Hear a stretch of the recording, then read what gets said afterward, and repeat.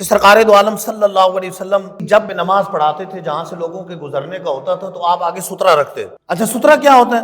سترہ کوئی بھی ایسی چھڑی یا کوئی چیز جو کہ ایک ہاتھ لمبی ہو اور ایک انگل موٹی ہو کم از کم. سترے کے لیے ایک لفظ حدیث میں آیا عنازتن. یہ چھوٹا نیزہ ہوتا تھا جو تقریباً تیر کی طرح ہوتا تھا, وہ ایک ہاتھ اس کی لمبائی ہوتی تھی. اسی سے ہمارے فقہاء نے استدلال کیا کہ کم از کم سترے کی مقدار ایک ہاتھ لمبائی ہونی چاہیے اور ایک انگل موٹائی ہونی چاہیے. یہ بخاری شریف کے اندر موجود ہے. سترہ آگے ہو تو پھر آگے سے گزر سکتے ہیں, یعنی اتنی کوئی چیز رکھی ہو کہ جو ایک ہاتھ لمبی ہو. ہاتھ سے مراد یہاں پر عربی کے اندر اس کے لیے لفظ بولا جاتا ہے ذراعن. اس کی مقدار یہ ہے کہ درمیانی انگلی کی نوک سے لے کر کونی سمیت تک, تو اتنی مقدار یہ سترے کی لمبائی ہے کم از کم, اور موٹائی ایک انگل. یہ اگر آگے ہو تو ٹھیک ہے. بعض کا لوگ تکیہ آگے رکھ لیتے ہیں, سمجھتے ہیں چلو گزرتے رہو, تکیہ لٹا کے رکھ دیے, حالانکہ کھڑا کریں تو چلو ایک ہاتھ بن جائے گی. تو یہ دیکھ لیں کہ جو آگے سترہ ہے جس کے آگے سے گزرنا ہے اس کی لمبائی کم از کم ایک ہاتھ ہونی چاہیے اور موٹائی کم از کم ایک انگل ہونی چاہیے, تو پھر وہ سترے کا کام دے گا اور اس کے آگے سے پھر گزر سکتے.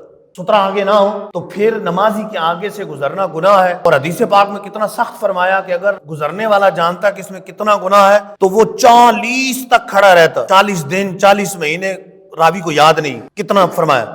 اور ایک حدیث میں فرمایا کہ 100 سال تک کھڑا رہتا اگر وہ جانتا کہ گزرنے میں کتنا گناہ ہے. تو لہذا نمازی کے آگے سے نہیں گزرنا چاہیے, اس میں احتیاط کرنی چاہیے. جتنی بھی جلدی ہو آگے سے نہ گزرے. کوئی سترہ بن جائے, کوئی کھڑا ہو جائے سامنے, تو پھر کوئی دوسرا آگے سے گزر جائے, چلے یہ کر لیں, لیکن آگے سے گزرے نہیں. اچھا ایک اور غلط فہمی پائی جاتی ہے, ایک ہوتا ہے آگے سے گزرنا اور ایک ہوتا ہے آگے سے ہٹنا. کوئی نماز پڑھ رہا ہے, میں اس کے آگے ہوں, اب گزرنا تو یہ ہوگا نا ادھر سے آیا ادھر چلا گیا, اور ادھر سے آیا ادھر چلا گیا. اور ہٹنا یہ ہوتا ہے کہ میں ایک سائڈ سے پیچھے چلا گیا. میرے پیچھے کوئی نماز پڑھ رہا ہے بالکل عین پیچھے, تو میں اس سائڈ پہ ہٹ گیا, تو یہ گزرنا نہیں ہے, یہ ہٹنا ہے, اور یہ گناہ نہیں. بعض لوگ اس وجہ سے وہ ذرا مشقت اٹھاتے ہیں کہ پچھلا نماز پڑھ رہا ہے, بھلے اس نے ابھی نماز شروع کر دی ہے, یہ بیچارے بیٹھے رہتے ہیں, حالانکہ ان کو جلدی بھی ہوتی ہے.